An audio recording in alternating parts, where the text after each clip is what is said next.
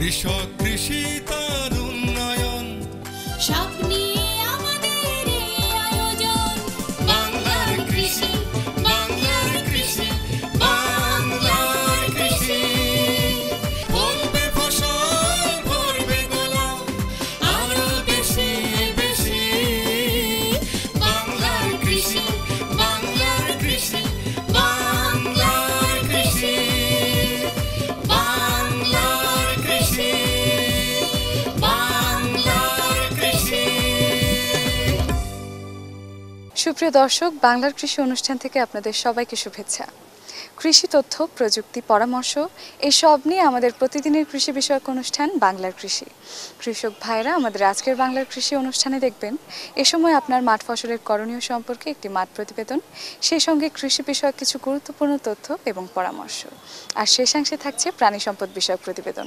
শুরুতেই মাঠ প্রতিবেদন।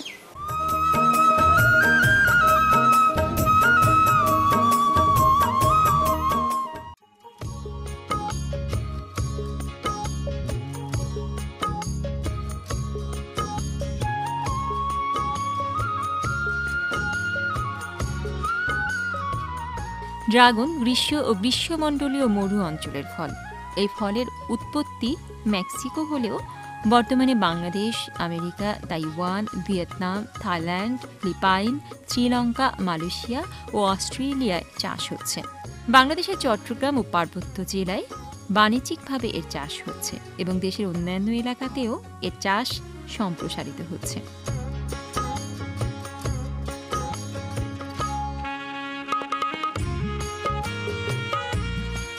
যেখানে শুষ্ক গ্রীষ্মকালীন জলবায়ু এবং অল্প থেকে মাঝারি বৃষ্টিপাত হয়, সেখানে ড্রাগন ফল চাষ করা যায়। হালকা গঠনের দোআঁশ মাটি থেকে শুরু করে অম্ল প্রাকৃতিক মাটিতেও এই ফল চাষ করা যায়। এটি লবণ ও খরা সহিষ্ণু। ফলগুলো গোলাকার থেকে ডিম্বাকার, যার ওজন 200 থেকে 700 গ্রাম। ফলের আকার ড্রাগনের চোখের মতো। ফলের পাল্প সাদা, লাল, হলুদ এবং কালো। পাল্পের মধ্যে কালো কালো ছোট ছোট নরম বীজ থাকে। ফলটি হালকা মিষ্টি মিষ্টি। ফলের সামনের শেষের দিকে হালকা গর্তের মতো থাকে। চামড়ার উপর আনারসের মতো স্কেল থাকে। কম বয়সী গাছে 5 থেকে 20টি ফল পাওয়া যায়। পূর্ণবয়স্ক গাছে পাওয়া যায় 50 থেকে 100টি ফল। হেক্টর প্রতি ফলন 20 থেকে 25 টন। ফল লালচে বর্ণ ধারণ করার 5-7 দিনের মধ্যে পরিপক্ক অবস্থায় সংগ্রহ করতে হয়। ফলের রং লালচে বর্ণ ধারণ করার পর আর অপেক্ষা করা ঠিক নয়। অধিক পরিপক্ক ফল খুব দ্রুত আর্দ্রতা হারায় এবং নষ্ট হতে থাকে। ড্রাগন ফলের সাথে আগে এই দেশের কৃষকদের পরিচয় ছিল না। এখন দেশের অনেক জায়গায় এর চাষ শুরু হয়েছে। আমাদের প্রত্যাশা, শীঘ্রই এই ফল চাষ করে কৃষক খুব লাভবান হবেন।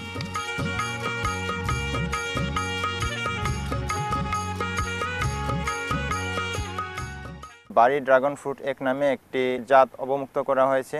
হয়তো ড্রাগন ফ্রুট আমাদের কাছে অপরিচিত ফল, কারণ এটা আসলে আমাদের দেশের ফল না।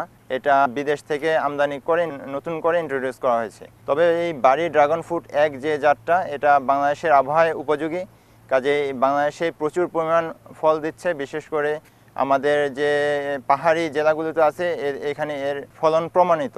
আঞ্চলিক উদ্যান তত্ত্ব গবেষণা কেন্দ্র লেবুখালীতে আমরা বাড়ি ড্রাগন ফ্রুটের একটি বাগান করেছি। প্রমাণ হয়েছে যে এটা এই দক্ষিণাঞ্চলে করা সম্ভব। পটুয়াখালী অঞ্চলে গত 3 বছর ধরে ট্রায়াল দিয়ে আমরা দেখতেছি যে গ্রীষ্মকালে এর ফুল আসে, তারপর ফুল থেকে ফল হতে বর্ষাকালে ফলটা পাওয়া যায়। এটা কেটে জাস্ট মাটিতে লাগালে এটা গাছ হয়ে যায়।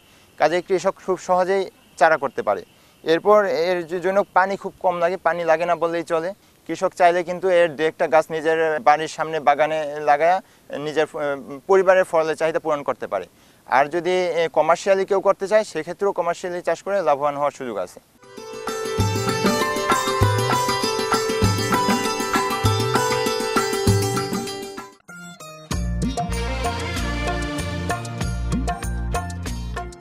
বিলিম্বি অত্যন্ত টক একটা ফল, কিন্তু বিলিম্বির সুবিধাটা হলো যে প্রায় সারা বছর বিলিম্বি পাওয়া যায়।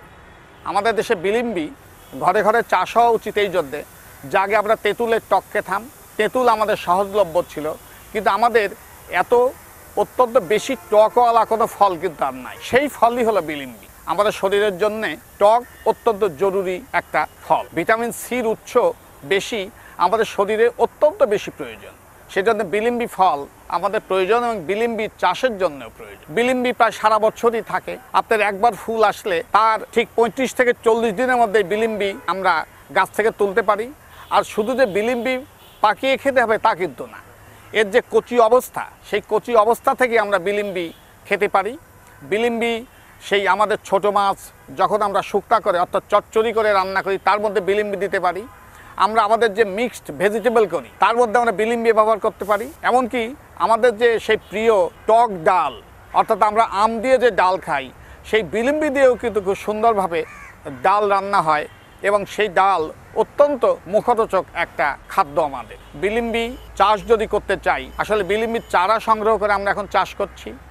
বিলিম্বির সুবিধাটা হলো যে এটা আলো আধারিতে, অর্থাৎ যেখানে একটু ছায়া পড়ে সেখানেও এটা চাষ করা যায়, অর্থাৎ বাগানের যে কোনো কোনায়।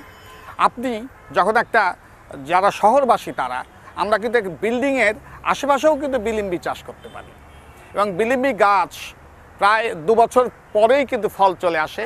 এটা চাষ পদ্ধতি হলো এর গা থেকে প্রচুর ডাল হয়, এই ডালগুলো কিন্তু বিলিম্বির আপনি ভেঙে দিতে হবে এবং তার কাণ্ডটা, যেহেতু ওর কাণ্ডতে ফল আসে, সেদিন কাণ্ডটাকে যতটুকু পারে লম্বা করতে হবে এবং কাণ্ড দিয়েই কিন্তু তার ফুল বের হয় এবং সেখানে ফল ধরে। থোকা থোকা যে ফল হয় তার মধ্যে থেকে আপনি যেগুলো আগে ধরে সেগুলো বেছে বেছে আপনি সেই বিলিম্বিটা সংগ্রহ করবেন এবং এভাবে যদি সংগ্রহ করতে থাকেন তাহলে একবার যে বিলিম্বি হয় সেটা আমরা প্রায় 1 থেকে 1.5 মাস পর্যন্ত এই বিলিম্বিটা আমরা ব্যবহার করতে পারবো। যদি বিলিম্বি শেষ হয়ে গেল তার 15 থেকে 20 দিনের মধ্যেই যদি আমরা আবার একটু সার ব্যবহার করি তাহলে তার গা দিয়ে আবার ফুল আসবে। আমরা বছরে প্রায় 4 থেকে 5 বার 6 বার বিলিম্বি একটা গাছ থেকেই আমরা উৎপাদন করতে পারবো এবং এই বিলিম্বিটা প্রায় 9 থেকে 10 মাস পর্যন্ত আমরা ব্যবহারও করতে পারবো। সুতরাং আসুন সবাই মিলে আমরা এই টক ফল হলেও এই বিলিম্বির চাষ সম্প্রসারণ করি। বাংলার কৃষি, বাংলার কৃষি, বাংলার কৃষি। দর্শক দেখছেন বাংলাদেশ টেলিভিশনের প্রতিদিনের কৃষি বিষয়ক অনুষ্ঠান বাংলার কৃষি। এ সময় আপনার মাঠ ফসলের করণীয় সম্পর্কে আপনাদের জানাতেই আমাদের এই বাংলার কৃষি। সঙ্গেই থাকুন এবারে প্রাণী সম্পদ বিষয়ক প্রতিবেদন।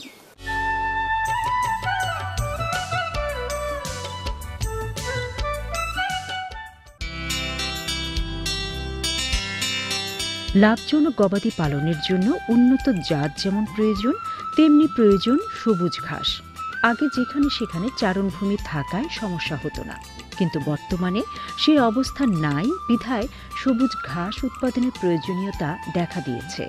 সেই প্রয়োজন মেটানোর জন্য বাংলাদেশ প্রাণী সম্পদ গবেষণা প্রতিষ্ঠান বাংলাদেশে উৎপাদন উপযোগী বেশ কয়েকটি ঘাসের জাত উদ্ভাবন করেছে। প্রাণী সম্পদ অধিদপ্তর এই ঘাসের জাত কৃষকের মধ্যে বিস্তারের চেষ্টা করে যাচ্ছে। অনেক ক্ষেত্রে সফলতার সাথে চাষও হচ্ছে, কিন্তু এখনও কাঙ্ক্ষিত বিস্তার ঘটেনি।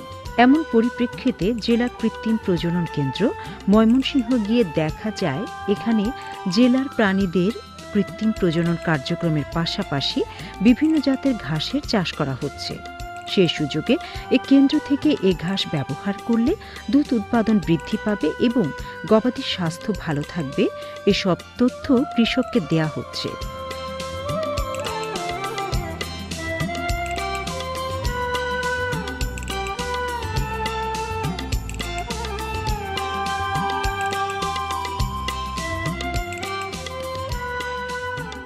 এখানে উৎপাদিত ঘাসের জাতগুলো হল নেপিয়ার, জাম্বু, জার্মান ঘাস ও প্যারা ঘাস। এখান থেকে এসব ঘাসের কাটিং কৃষক পর্যায়ে বিতরণ করা হয়। কৃষকগণ কাটিং নিয়ে নিজেদের ক্ষেতে চাষ করে উন্নত জাতের গবাদি পালন করে লাভবান হচ্ছেন। আমাদের দেশে প্রাণী সম্পদের খাদ্য বেশিরভাগ ক্ষেত্রে এখনও শস্য উপজাত থেকে আসে। এসব খাবারের খাদ্যমান খুবই কম। প্রাণী সম্পদ থেকে পর্যাপ্ত দুধ ও মাংস পেতে কাঁচা ঘাসের কোনো বিকল্প নেই। আমাদের প্রত্যাশা ময়মনসিংহ এলাকার মতো অধিদপ্তরের উদ্যোগে সর্বত্র উন্নত জাতের ঘাসের বিস্তার হবে, সমৃদ্ধি হবে প্রাণী সম্পদ খাতে।